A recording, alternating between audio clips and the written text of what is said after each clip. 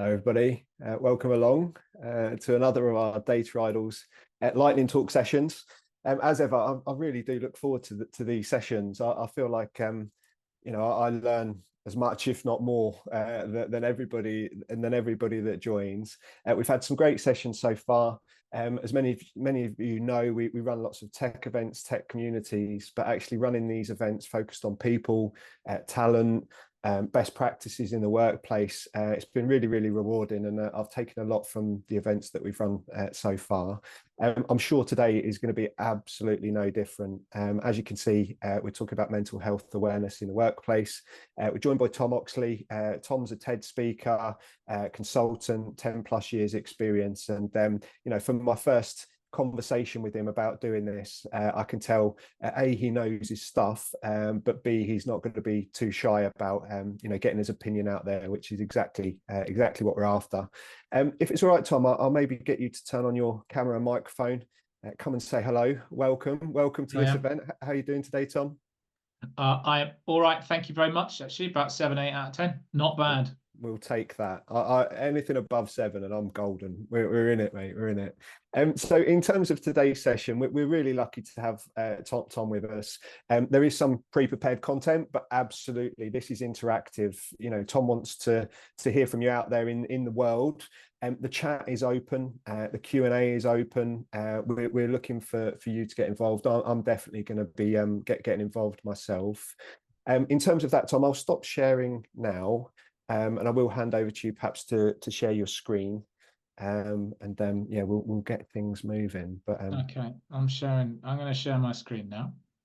Go for it, man. I hope that can be seen. That looks fantastic, mate. Yeah, that looks all good. I've given a very brief introduction, Tom. I've probably done you a total disservice as well. So feel free, let the audience at home know who you are, what we're doing, and I'll hand over to you. I'll mute now, but I'll be jumping back and forward as needed throughout the session as well. Thank you. Stay with us, David. Stay with us, everybody, actually. I don't mind what I'm here. Of course, yeah. But have your chat box open and you can pop questions in there, and I'll be really grateful to have those. We are recording this session. That is correct, isn't it? So we have to be mindful that what you write in there, I might read out. So it's important that we recognize that. Now, we are going to talk about mental health today, and I am going to make a few points about workplaces. But I know that this subject will veer into personal stuff, and that is okay. I need to make it clear that I'm not a therapist, and I will not attempt to fix or solve or ask you about the relationship between your mother and father on some sort of digital leather couch during this session. I'm going to talk about workplace mental health. So I can talk about examples and situations that you've got, but don't mention any names, please. That's really important. And whilst we're recording this, I'm not going to.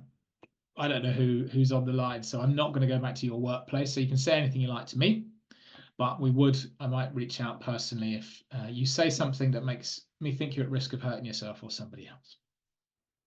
There, that's the bit that I have to say. And I have to say that because this subject goes to those places. And it's not anymore a subject where we can just leave it alone and think of it as the nice thing to do. It's sometimes called a soft skill, sometimes called a pink and fluffy thing for the nice lady in HR. But I'm here today to talk a bit about why it's not that, and why we've got to get our heads around it, and why we can understand that any organization can support any employee on mental health. They just need to be shown how. I think that is absolutely critical. You do not have to be a cuddly organization. You do not have to be a cuddly person. You don't have to be famous for being the person that everybody goes to with their problems or anything like that. This is, yes, we speak from the heart and the guts, but it is a process, and we can all do it and we can all learn it. And I picked this up from 10 years of interviews and consultations with workplaces. I speak to leaders, I speak to people on the production line, I speak to receptionists and construction sites, a lot. And this stuff comes from that. So it's real and it's raw, and I won't hold back on some of the stories. So, so this comes with a support warning that if something is difficult for you in a session like this, then feel free to take steps to look after your mental health. There are lots of places you can go. If you are working for an organisation, you might have an employee assistance line. You might have a doctor that's on side about this. You might have family and friends to talk to. So do that. If you haven't got anywhere else to go, look at Mind or jaaq.org. Oh, a fabulous website, lots of Q&As about this kind of stuff. So jaaq.org. Okay, I'm gonna get on here because you're having your lunch at the moment, are you? And people, there's mayonnaise on keyboards all across the country. So I'll crack on.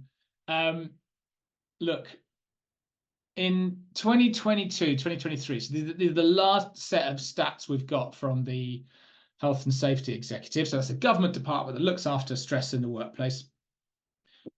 We reckon that there's 473,000 workers suffering from musculoskeletal disorders. So that's slips, trips, falls, aches, pains, joints, that kind of thing. And from that, we've got 6.6 million lost days. Right, that all falls under the safety banner, safety at work. You can tell there's quite a few not in that figure. We've got 875,000 workers suffering from work-related stress, depression, or anxiety. So we have got, give or take, I'm pretty slapdash with my maths, but that's nearly double. So there's twice as much on mental health, workers suffering, than there is on physical health. That's numbers of people. And in terms of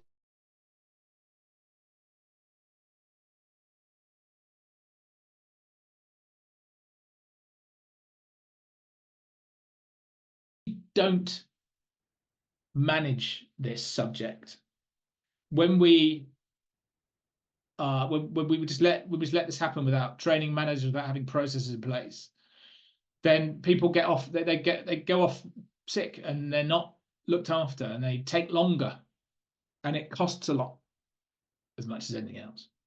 And from a safety point of view, we've got people who have safety in their title. We have lots of processes. The government is very clear about enforcing stuff when it goes wrong. So David, if you were to have somebody who works with you and they injured themselves working for you, it would be very clear that this was on your site, and you take some responsibility and you'd sort them out, and there'd be a very clear process, and you'd manage that all the way through till you got them back to health. Yeah. Okay, so that's where we're at with safety, and that's good.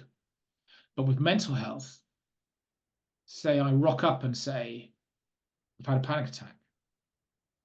I don't know what I'm doing today. I can't think straight. My anxiety is through the roof. It's much harder. I don't expect you to have all those answers. I mean, you might give a good account of yourself, but there just isn't the process. There aren't the people. It's not clear, and we're frightened of it. Yeah, it was quite telling, actually, Tom. Obviously, we were very lucky to find you to come and host this session for us, but we were doing lots of research to try and find people that could come and speak, to our community about this. And it was very telling when we were trying to find people with these type of job titles in organizations, and they just didn't exist. Oh yeah. On LinkedIn. So I completely resonate with what you're saying there about that physical safety aspect. You could go on to many companies and find it, but you can't find the person that deals with this, and perhaps there's not the guidance there. So it's very interesting. Hear more. Very interesting you should say that, because all organizations will have somebody responsible for health and safety, by which we actually mean safety. We don't have people who are responsible for health, and if they do, they certainly don't get the airtime on the leadership team. So we might have somebody who is, for example, a well-being person, and well-being person, likely to sit somewhere in HR, possibly health and safety, but it's not going to be very unlikely to be a leadership role where people sit up and listen and they think it's soft and fluffy and they think it's yoga and they think it's keep bowls of fruit on a Friday and they think it's duvet days. And while I'm not actually against any of those particular things, they get categorized as the nice to have. But mental health is the only safety topic where we wait for people to become ill before doing anything about it, on the whole. The rest of it is all about preventative and understanding and risk management and all those kind of fancy pants corporate words. So this stuff is real, and this stuff costs. But first of all, I'm going to take you a bit into your brain about what happens with mental health. I hope this is helpful. So I'm going to give you some of this stuff is going to be from a workplace point of view, and some of it is going to be from a human point of view, and because I think we need both probably for now. Although yesterday I did a talk about AI in the workplace, and we'll come to that later on. AI and mental health. But we are. I'm going to talk to you a little bit about the brain. Oh, I can see there's some things in the chat box here. That's okay. Right, great. You've got your welcoming people, and they're using the chat box. Great. I can now see the chat box. So if you want to put any questions in there or comments as we go along, just do that, and then allow me to answer it as we go through. But if something brilliant comes up, David, and I miss it, jump in. I'm your man. I'm on it, mate. Don't worry. Thank you. Right, this is a slice of brain. My brain, Maddie's brain, David's brain. And we're all similar, not the same, similar. When I was born, I've got this bit. This bit is in order already. This bit here, the brain stem. It forms when I'm a child in the womb. And at the top of it here, we've got something called the amygdala. The amygdala is shaped like an almond, and it is our alarm system. And when it goes off, a whole lot of physical things happen in the body, right? We release adrenaline and cortisol, and we have a stress response and those kind of things, right? It's important we recognize that. Now, that alarm system is hardwired into us. We've all got it, and we were designed to have it. So when that alarm system goes off, when we are threatened, challenged, or experience what we know, stress and anxiety and depression, the mental health that often falls out of a severe stress episode, that is us working correctly. So this is all creatures have an inbuilt safety device. Okay, and this is significant because if I say to you, oh, we've all got mental health, and everybody goes, yeah, well, you would say that because you kind of do mental health. But we are actually physiologically hardwired to feel stuff because it tells us whether the world is safe or not. Okay, and the blood flows this way up through here. So, I'll explain a bit more about this, but you're going to love this. But so between 0 and 2, we are interested in our safety. 0 and 2 years old. The mammal brain forms after that. It's into, am I loved? Am I part of the pack, the tribe, the team? And these are important. These two bits of the brain get about 5 times more energy and activity than the rest of the brain, the human brain. The bit I think we like to think we live in, that does learning and logic and rational and technical and Excel spreadsheets and presentations, stuff like that, language. Reptile brain, 0 to 2 years old. Mammal brain, that's 2 to 7 years old. So young people, they're all about the feels. That's all they got. They can't do the logical learning bit yet. They are biologically unreasonable to your good reason to eat broccoli, go to school on time, tie shoelaces, all that kind of stuff. As we go through life between the ages of about 7 and 25, we do the what can I learn? And this is us at work. But physically, we cannot be in this nice space here where we do learning and Excel spreadsheets and that kind of thing until we satisfy our safety center and our team, pack, tribe feelings. And therefore, in the world of work,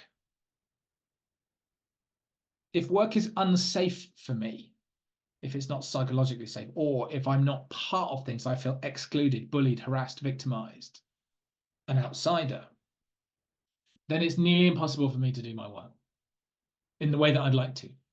I mean, you can hang on a bit. You can operate under quite difficult circumstances for a long while, but there's damage caused because when we experience hardcore stress, and we have the stress response when I'm not safe, stuff happens in my body. Again, this is a physiological event. Stress is not about the incident. It is about the effect in my body. And this is so everybody's got this stuff, and everybody feels it, and we're designed to do that. And when people are experiencing stress and there's no way out of it, or they have to live in that experience, then it will damage their body. We've got hormones like cortisol and adrenaline kicking around. They're very helpful if I want to have a fight or run away or give a presentation and that kind of thing. But they are they're catabolic steroids. They're like catabolic steroids, so they break stuff down. They're catabolic hormones, as opposed to anabolic that kind of builds up. Anabolic builds up your muscles. Catabolic breaks stuff down. So there's damage caused in our bodies when we stay for a long time in the red zone of stress. And you don't want this for your people at work because they're more likely to make mistakes. They're more likely to be snappy with each other. They're more likely to take time off. They're more likely to have a miserable time of it. And that's not what you want from your people. It doesn't mean that the workplace needs to be a kind of field of flowers and petals that I skip through naked, every day. We need structure and boundaries and effort and stuff like that. But when it's not safe, that is harmful. And that's the point of managing workplace stress and mental health, is that this is a kind of injury. And if I was bleeding, you'd sure as heck do something about it. We just can't see it. So I'm saying, don't worry about all the words. If you're looking at the screen now, don't worry about all the words on it. We need to recognize that being in the green zone includes problems, challenges, deadlines, difficult clients. And we have drive and motivation. And that gives us a so-called optimal stress level, whereby I've got energy to do things. I'm motivated to do it. Okay, it's good. It feels good. And it was taken away from us during lockdown, and that felt difficult for many people, depending on the type of what you did. And so that optimal stress level is where I want to be. So you'll see on so in that green zone, peak performance means I've got high ability to function and a moderate amount of stress or drive. But if I go to the right of this chart, we're going to look over here for now, over here. Right, okay, so we're in this zone here, this red zone here. Or I move from the green zone into here. This is where my stress builds up, but my ability to function is reduced. And that sense of overwhelm or chronic stress makes me eventually unable to function. So when we're talking about burnout, something over here. When I'm annotating these charts, I've got to be careful I'm not drawing something lewd accidentally. Okay, so I don't mean to. But anyway, the point here is that when we go off the scale and it's all too much, kind of people are starting to recognize that chronic stress, burnout, that kind of thing. So that is a good thing. This is very different from, oh, I'm stressed today. This is a physiological event happening in the body. It includes heart racing. Well, we'll do that in a bit. Heart racing and all these kind of physical things. that mean that I can't function in the way that I'm designed to. So my machine is running too hot. And at some point, something's going to blow. So that is all too much stress. You'll see over here on the other side, there is another red zone. So David, my question to you is, do you think it's possible to experience a negative effect from too little stress? Hopefully this is reasonably easy for you to answer. I feel like yes. Okay, right. So, but why? Now, that's a bit harder.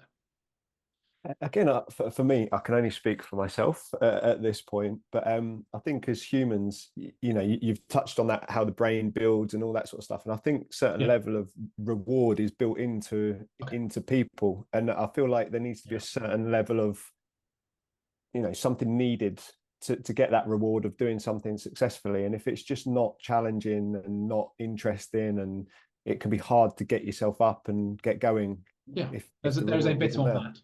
For sure. David, you strike me as somebody who likes to be doing stuff. And if you're not doing stuff for great long periods of time, can I see you as somebody for whom boredom can actually be quite problematic? Yeah, yeah, for sure. Actually, and maybe we were talking before we joined the call. Actually, I've been on a couple of holidays where I've been Yeah. forced to not do stuff, and for that period of time, I actually got something out of it, and it was rewarding. But if it was in my daily life and I wasn't being stimulated, I wasn't able Right. to get that, then I couldn't live like that forever, basically. Thank you. That's a really important point. So choosing or organizing yourself to have low stress, lie on a beach with with a book and drink cocktails, fine. Long term exclusion, boredom. Interviewed a guy, big chap, big hairy guy, and he said that he was working as a supplier through an agency, and he was asked to, in order to get paid, he had to go and sit at a computer screen, but they didn't have any work for them. But because they'd organised it, the agency want their money, they made them go and sit at a computer screen with nothing to do. He said, I cried on the bus all the way to and from that, but I had no choice. Horrible. So having nothing to do, that's the tip of this. But there was also a research experiment in Chicago in the 1970s, which is where I'm, which is the decade I'm from. And if you were participating in the experiment, they measured your stress by giving you a heart monitor, and they would ask you to spit into a test tube at random points during the day and record what you were doing. And the researchers discovered that you could be as physiologically stressed with cortisol in the saliva if you were chronically lonely as if you were attacked in the street by a random stranger. So the physiological stress is not the event, it's the effect in you. It's the physiological effect in you. And so stress, and which often kicks off other mental health conditions, not always, but often, can be a single overwhelming obvious event, such as, I don't know, grief. But it can also be a cumulative, subtle, layered, old type of experience for you as well. So when we think about people who go, well, what have they got to be stressed about? Well, frankly, we don't know. We don't know what's going on in their world. We don't know what's gone in their life before. But there is something from the workplace point of view, or indeed if you're, group of mates or whatever, that when we start to see these signs on us, then that can be a helpful warning, like a dashboard flashing a light at us. So rather than a workplace going, oh, David, he's always stressed. Or, oh my God, Tom, he's never here. He's really snappy. His concentration's, terrible. We've got to get rid of him. Not that. We go, okay, there must be something wrong in David's world, in Tom's world. So it isn't a sign that there's something wrong with us. It's a sign that there's something wrong in our world, and it shows up through our moods and behaviors. So when you've got somebody, your mate, your mum, your manager, somebody in your team, a colleague, and we see this stuff, that's your moment to go, right, there's something going on for this person. They're not broken, they're not doing something wrong, they're just showing these signs. And that's our moment to ignore, that's our moment to acknowledge the dashboard flashing lights at us. It's trying to tell us something. And so where do we find this stuff? In hierarchies. If you want to, you can, if you're there and you want to put stuff in the chat box, please do. Where do we find stress? In organizations, in workplaces, in hierarchies? Is it top or middle or bottom, do you think? Do you think it's the kind of leadership area, managers, workers? David, answer, if you could answer verbally, that would be really helpful. Yeah, mate. Again, I was just giving myself a little bit of time to think on that one, because I feel like it's at potentially all different levels, but it's all different triggers for what the stress is. Oh, Mark. That's okay. So Mark Saying everywhere. Joe. Everywhere. And yeah, right. Okay, for everywhere. 2 points there, right. But your bonus point, and David, you're onto something as well. Different types of stressors at different levels. For the bonus point, where do we find more of it? So we do find it everywhere, and yes, everyone can. But where do we find more of it? Joe, bottom. Okay, Joe. I'm going to. So Joe gets the bonus point. Mark says because they're paid less. Yes, but not only because of that. I'm intrigued to know why not the top. Right. Okay. That's where I was going. I'm going to promote you, David. And your new job is to go and test for cortisol in the poo of this baboon troop on the African savannah. Okay. So congratulations on your new job. Perfect. Thank you. A promotion. Yeah. No less. And you would find the greatest concentration of cortisol, the stress hormone, in the poo of the alpha male at the top, particularly when the pack is under threat or attack. You would also find out that there's the highest amount of testosterone. So in a baboon pack, right at the top, you've got loads of stress, but you've also got lots of testosterone. So they're stressed, but they are up for it, and necessarily so, to protect the pack. Okay. Then you as we go down to the middle management baboons, all right, the stress drops right off. Yeah. And then as we go down the ranks of the baboon troop, stress builds up again. Interesting. Yeah. So what does this mean for us at work? It means that by far and away the most common place for stress, anxiety, depression, time off, disease, and suicide attempts is below manager level. Okay. So what I use this to point out that we need to try and recognize what's going on in other people's worlds. And so Miriam and Karen, you're really onto stuff here, and I'm going to particularly just thank Karen for her contribution. There are different types of stressors at different levels in an organization, and at the bottom, model answer, Karen, it has no control to change its circumstances. So my pay is a contractual thing with my organization, right? And I knew it before I joined. But if it's low and I've got no control, I've got no job choices, I've got no low social mobility, it's harder. I'm more likely to be using coping strategies like gambling, alcohol, that kind of stuff to soothe the pain. And yes, Radost, if managers are stressed, then this reflects on the people below them. That's right. So stuff kind of falls downhill onto people. So we've got these kind of things going on. And so I try and get organizations, what I do is get organizations to understand where the stress is happening, and why it is happening. So if you really want to know about mental health management in workplaces, then we measure who, where, and why, and target our resources accordingly. So as I've used this expression before, basket of fruit, nice, but not really going to help somebody who's having harmful thoughts because their pay is low, they've got an addiction, and they're being crapped on by their middle managers in a toxic environment. And this is what we're dealing with here. We need to turn into the storm and ask painful questions about ourselves in order to find out what's going on, where, and why, and then we can manage it properly. And David, you how many you employ a few people, don't you? 7 of us. Yeah, there's 7 of us. Okay, so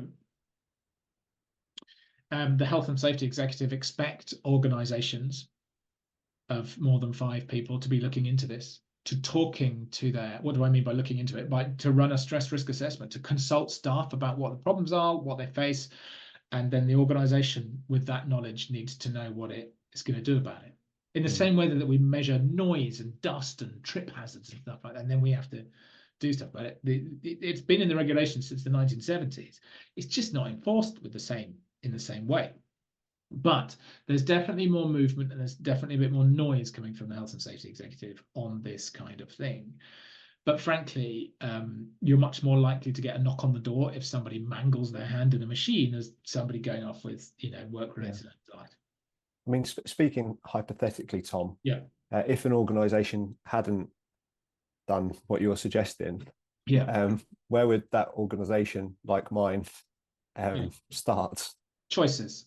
One, look at the health and safety website, healthhse.org, and they've got a whole load of stuff in there about how to do this, so you can do it yourself. The alternative, choice number 2, wheel in someone like me, and I will shepherd you through the process. Or 3, just set sail on this kind of conversation and start to ask some of the right questions. You can get tips on what those questions are from the Health and Safety Executive website. And just start to ask your people about those questions. Just start to note down what they're saying. You can weave that into appraisals or reviews or whatever if you do those kind of things. And have it as or get a tray of sandwiches and get everybody around and go, right, what's difficult about working here? What's hard? What makes you feel out of control? What is about the workload? Have you got the right tools? What are we missing? And just land it and record it and go, right, because that's our action plan to kind of make work better, make work safe. Yeah. I think then once you made work safe from that point of view and you've eliminated some of those risks, then you can do the nicer to have stuff. Yeah, I think as a business owner, that type of information is actually gold.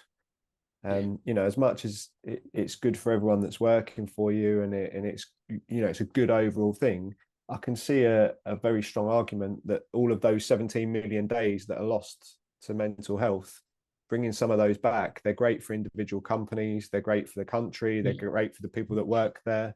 So there's a big argument from a business perspective, surely, to implement some of these things. I think there is.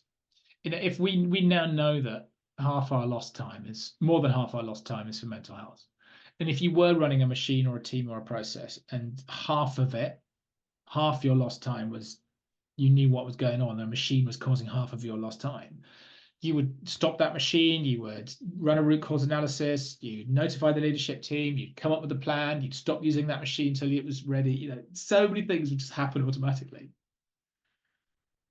But a lot of people don't even know what their absence is or why people are taking time off. So we are a bit behind on it. And as a result of it, people start to get unwell. And it's not always about work, by the way. I want to say that so this is what complicates stuff. I think the workplace responsibilities are to get the workplace and the work right. But what also happens is that a lot of people's poor mental health comes out of non-work things, but presents at work. So it might not be your fault, but it can end up being your problem. So even after you've made work safe, you need a decent process for people to be able to speak up, have a safe conversation, and get steered to the right support. That's really important.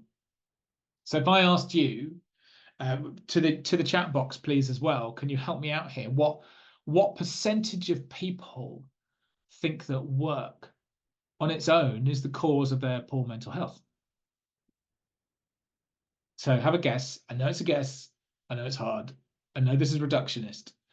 But what causes poor mental health? What percentage say work on its own important?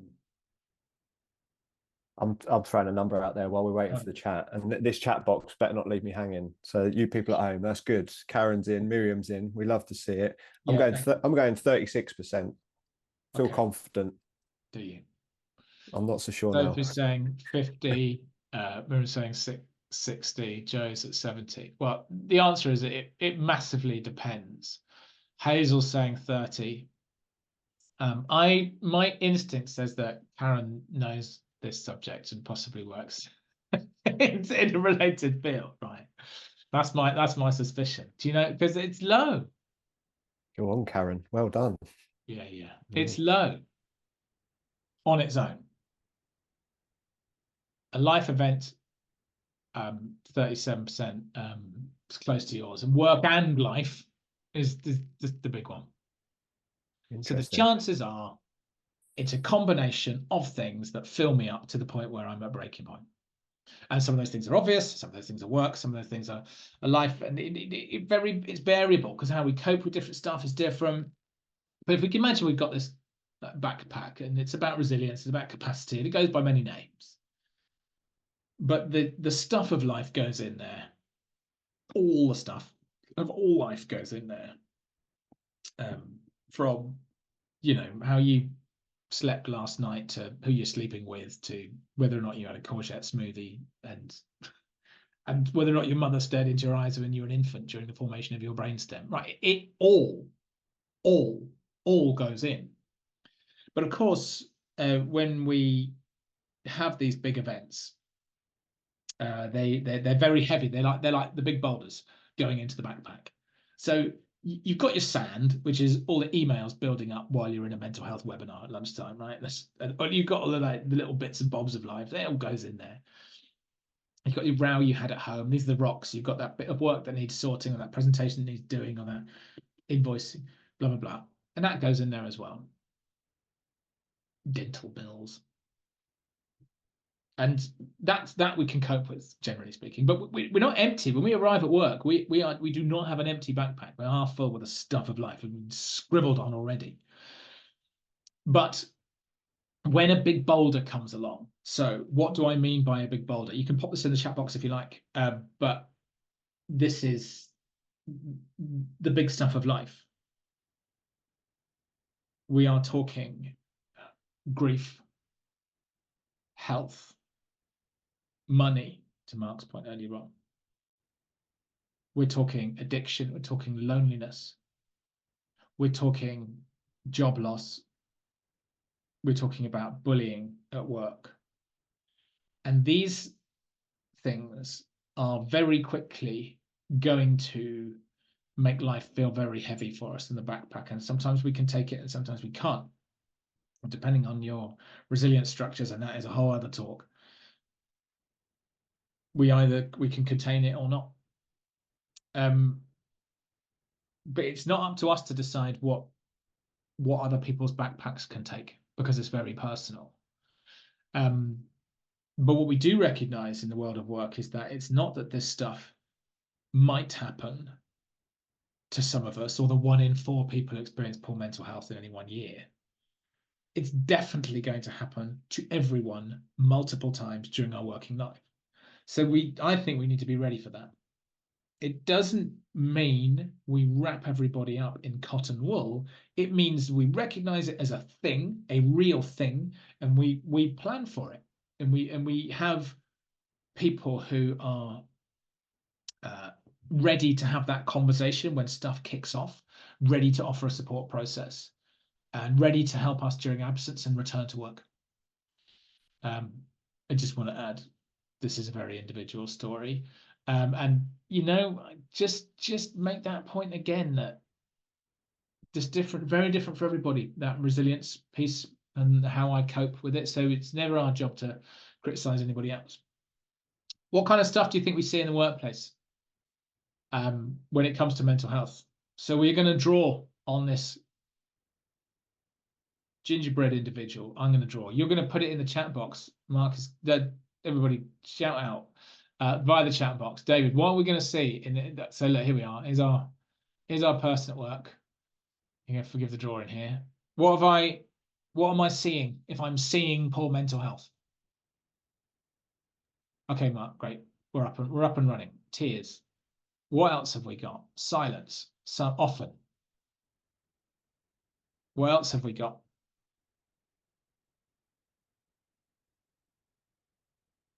Yeah, I was going to say poor timekeeping, perhaps, you know, lateness, stuff like that. Or yeah, Hazel. Yeah. This is my poor temperament. I'm shouting. What do you want, Hazel? I hope that's okay with you, Hazel. Right, so change in temperament. We've got appearance. This is people used to wear ties at work, right? So that's a tie. Somebody in their pajamas. you're Tie. natural at this, Tom. You're an I've done absolute this a couple natural. of times. It's disengagement, right? I can't draw that. But what I'm going to draw here is like people cutting off. All right, they sort of they're not really there. Does the bare minimum. Yeah. So it shows up in their work. This is their work here. I don't know what that is. Oh, this is their laptop. Okay. And I'm yeah. Avoidance, excuses, physically shaking. So there's all sorts of things we could draw on here. And you had this sort of timekeeping bit, which is important. So working very early or very late. It is what have we got? Outside or alone? Thank you, Sophie. Yeah.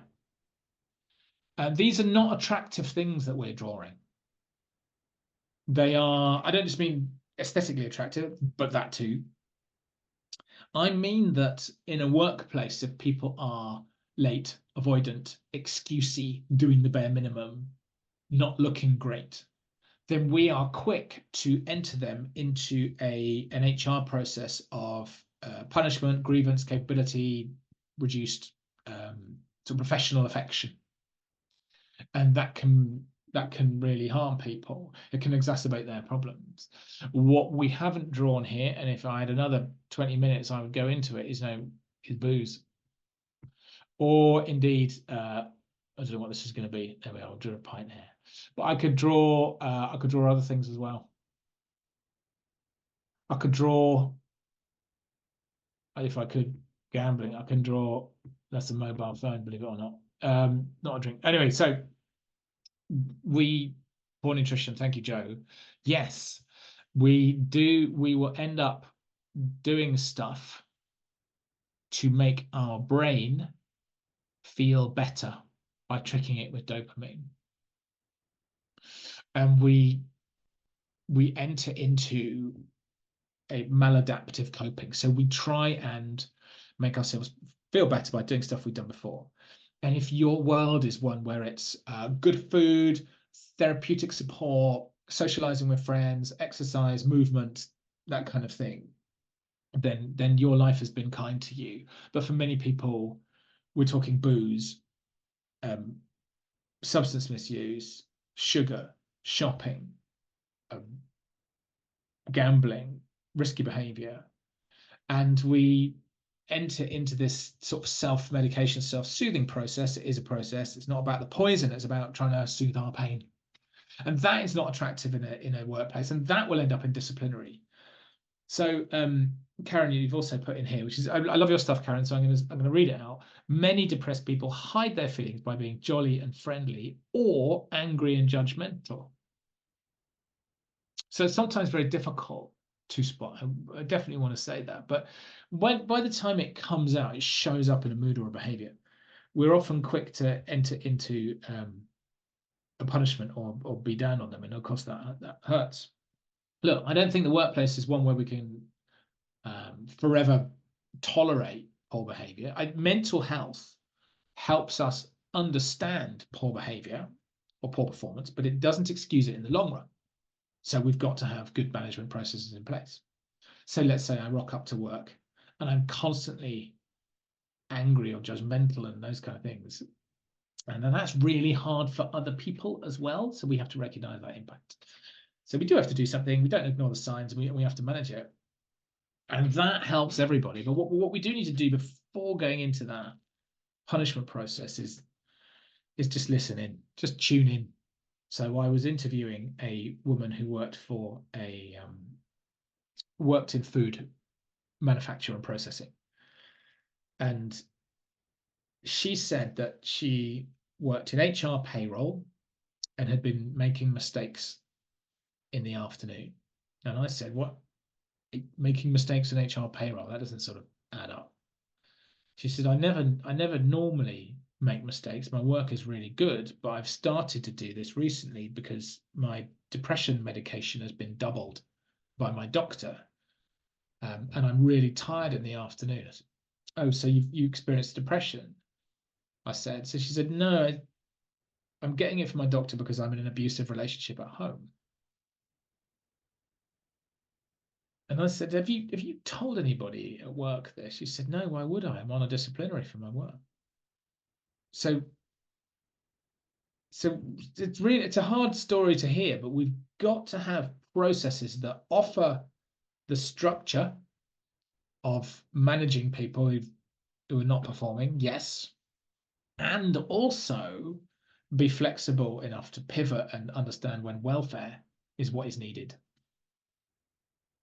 And that kind of approach means that we get to keep people longer. We have fewer people going off sick. It's a bit more kind of adult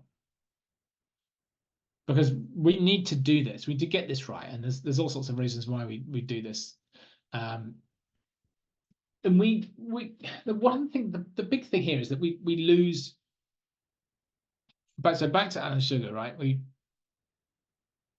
There's business reasons to do this. There's legal reasons, there's moral reasons, but there's performance reasons to do this.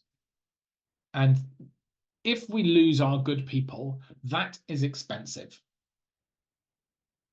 And remember, so leave your morals at the door. But I interviewed this guy. He was a senior engineer in a factory environment, and he was a tough northern guy. And they were making some redundancies in the area, but he said his life had just become chaos. He said he wasn't even sleeping. He had so many calls from work.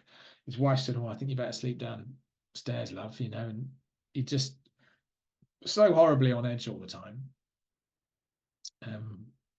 No one to talk to, and wanted to just be with his kids, but kept bursting into tears. So this stuff not only affects an individual in the workplace, but it affects people and families outside of it as well. And when we don't get it right, this stuff happens. So I become unwell, and like we're going down the story here, okay? I become unwell, maybe a life event, maybe a work event, combination. Nobody notices, nobody talks to me. My performance starts to drop, or what have we got in here? I'm getting excusey, or I'm late, or I'm disengaged, or I'm tired and shabby and changing temperament, all that kind of stuff. And eventually my manager says, I don't know what's going on with you, Tom, but go and see your doctor for goodness sake. And I go to the doctor, and if I go to the doctor in this country and I say, oh, I'm down, I don't know what's happening, I'm drinking a bit more, my manager doesn't really care, I don't know what to do, what's going to happen? You answer a bunch of questions and you'll find yourself with a prescription and 2 weeks off. Now that is a very common story, and we enter into this kind of red zone of cost. So just from a numbers point of view, it costs you a lot not to support your people. 300,000 people a year in the UK lose or leave their jobs with poor mental health as the main reason. That is a very expensive way to run a team or a company. You're losing good people, and then the cost of this. I mean, you could probably do the numbers yourselves, but losing a good person is very costly. Not for them going and disengaging. You start to lose money at that point. It's about the exit. It's about the period where you're trying to recruit and somebody else covering the work and stress on other people and all that kind of stuff. Expensive.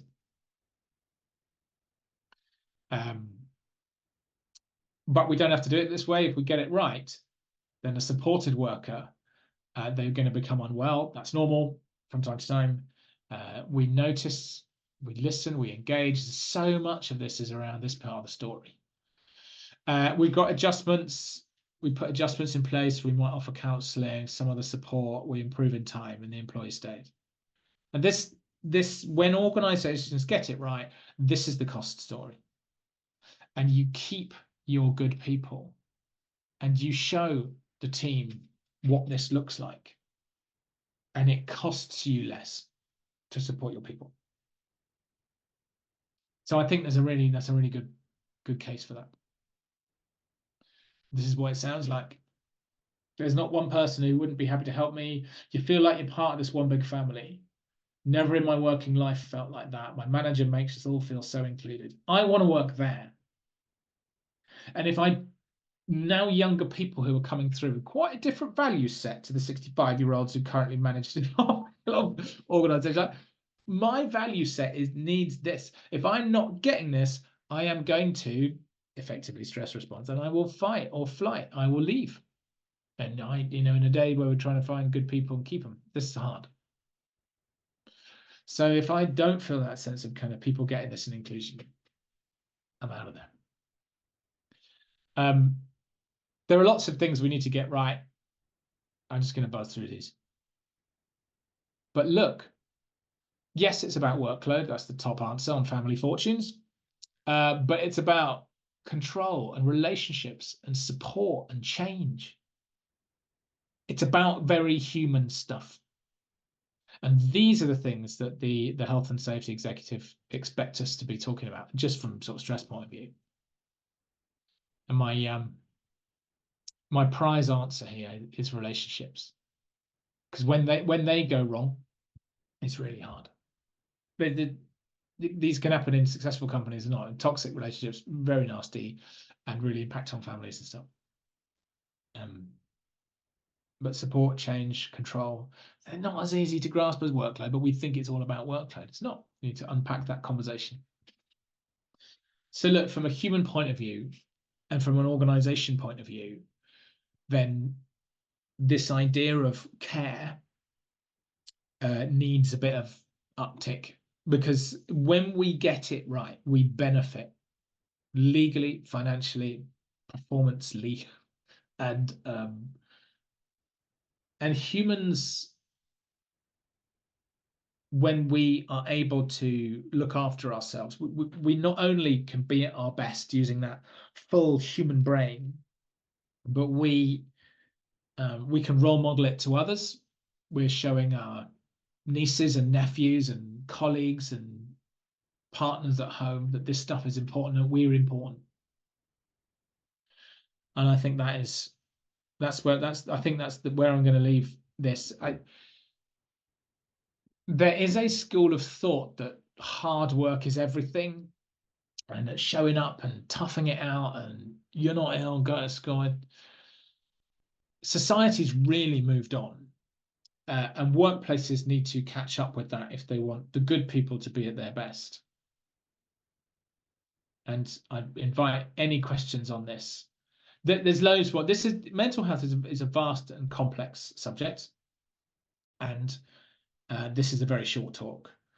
And I do talks. You can expect that, and training and these mental health reviews.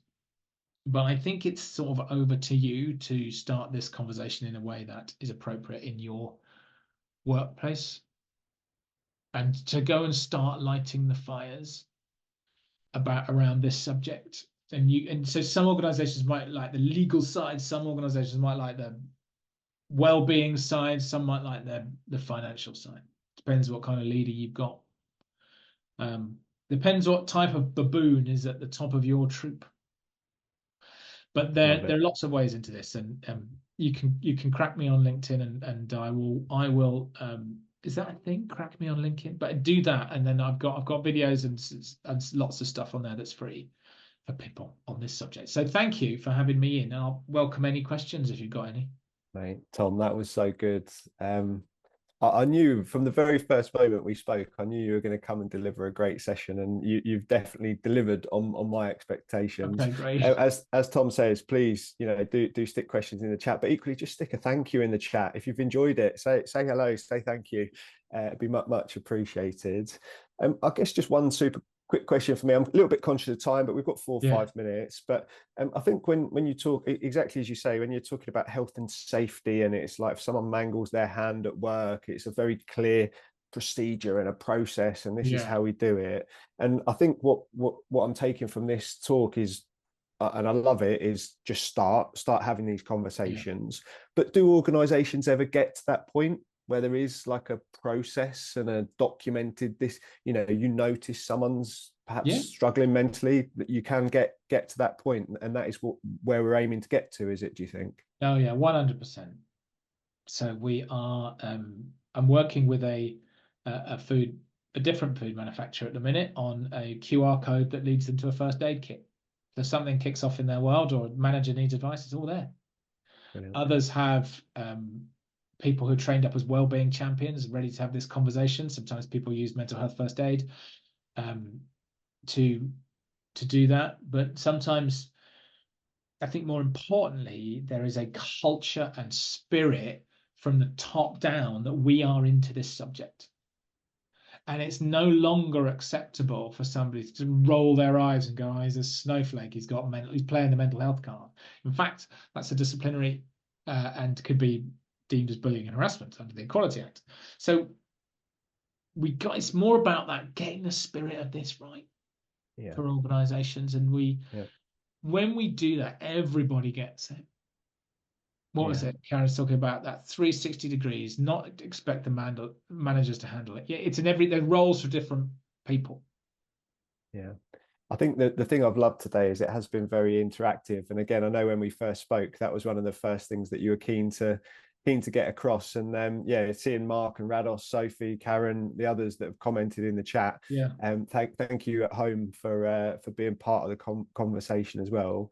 It does feel a little bit like the tip of the iceberg as well, Tom. I feel like this is perhaps something that we could revisit in the future, down the line, or we're keen to try and do some in-person stuff as well. Maybe we get to the point where we can come and have these conversations. But the other thing I'm really appreciative of is how open you are for the people that have watched to connect with you directly. I know you mentioned you've created a number of really good resources, free resources that people can come and access. So in terms of accessing that, what is the best way for people to get hold of some of these tools? Drop me a line through LinkedIn, and I can send you a little pack of videos and stuff like that. Some of my stuff you have to pay for, but there's plenty of stuff that is out there, and I'll drop that over to you, no problem. Good conversation, mate. Awesome. Well, I'm, as I say, conscious of time. We tried to keep this to 1 to 2 o'clock in the UK. And being the professional that you are, Tom, you've absolutely nailed it to finish bang on 2 o'clock. So it's not your first rodeo. And we will draw things to a close now. But I definitely want to end with a thank you. Hopefully I've said it already, but we're trying to bring people together to have these conversations. We can't do it without people like you, giving up your lunchtime to come and share your knowledge with us. So, massively appreciated from our side. And we'll definitely be keeping in touch, and hopefully we get to do something like this again in the future, Tom. But I've got tons of stuff, and you know what? We need it. It's tough a minute, so if I've got it, you can have it. Amazing. Awesome. Well, thank you all very much for joining us. Keep your eye out. I'm sure we'll be doing some more interesting stuff after the summer, but just to wrap, thanks again, Tom, and we'll speak to you all very soon. Pleasure. Thanks. Goodbye. Bye